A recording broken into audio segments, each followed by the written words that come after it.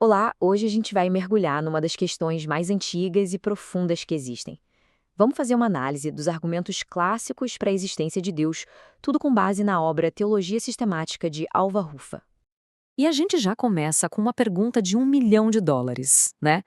A existência de Deus pode ser provada? A fonte a que estamos analisando parte exatamente daqui. Só que a abordagem que ela traz é bem, talvez um pouco diferente do que a gente imagina. E é isso que torna essa exploração tão interessante. Bora ver como é que esse raciocínio se desenvolve? Então, o nosso roteiro aqui é o seguinte: a gente vai passar por 4 pontos. Primeiro, vamos ver como as Escrituras lidam com essa questão. Depois, a ideia de que a crença é algo universalmente humano. Em seguida, a gente mergulha nos 3 grandes argumentos filosóficos e, para fechar, o que a fonte chama de testemunho do sobrenatural. Começando então pelo nosso primeiro ponto. A ideia central aqui, segundo a fonte, é que a Bíblia não se preocupa em provar que Deus existe. Para ela, isso não é uma questão, é um fato fundamental, um ponto de partida.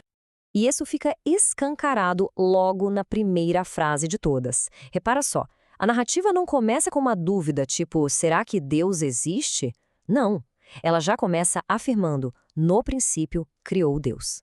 A existência dele é o chão onde toda a história é construída, não o troféu no final da corrida.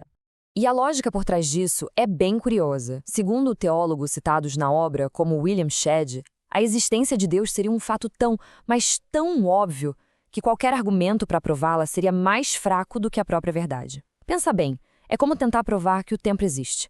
Onde a gente começaria? São consideradas verdades primárias, o fundamento de todo o resto. Essa citação aqui resume tudo perfeitamente.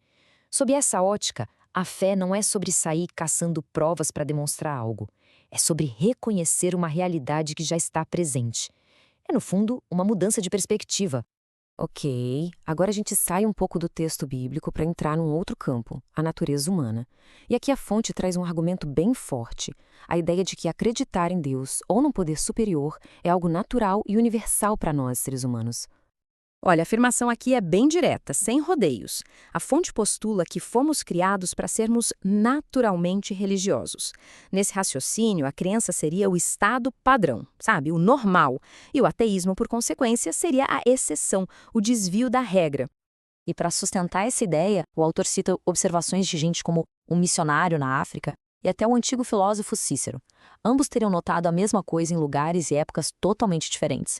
Não importa a cultura, não importa onde a gente procure na história, a crença em algum tipo de ser superior parece ser uma constante na experiência humana. Certo. Agora a gente chega no coração intelectual dessa análise.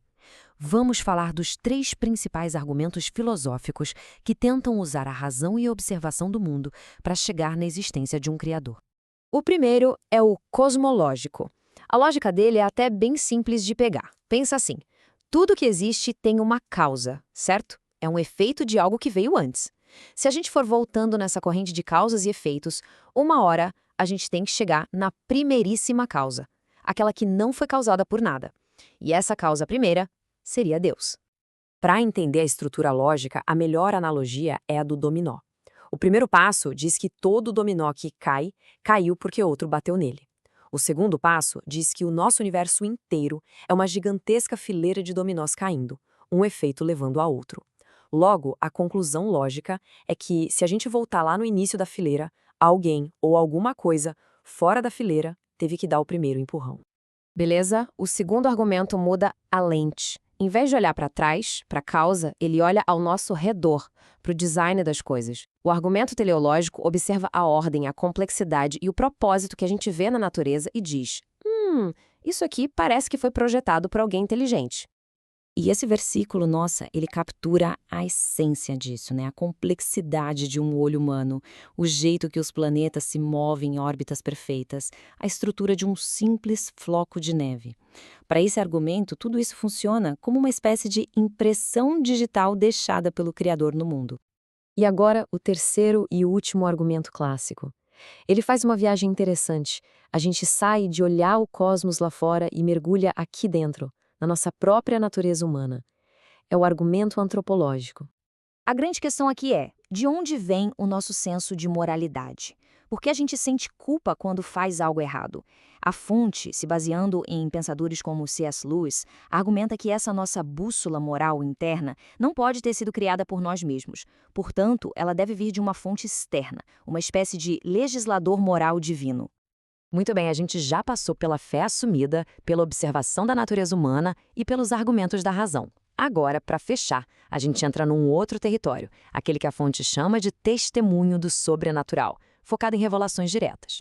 E aqui a fonte lista uma série de fenômenos que, nessa perspectiva, vão além de uma explicação puramente natural.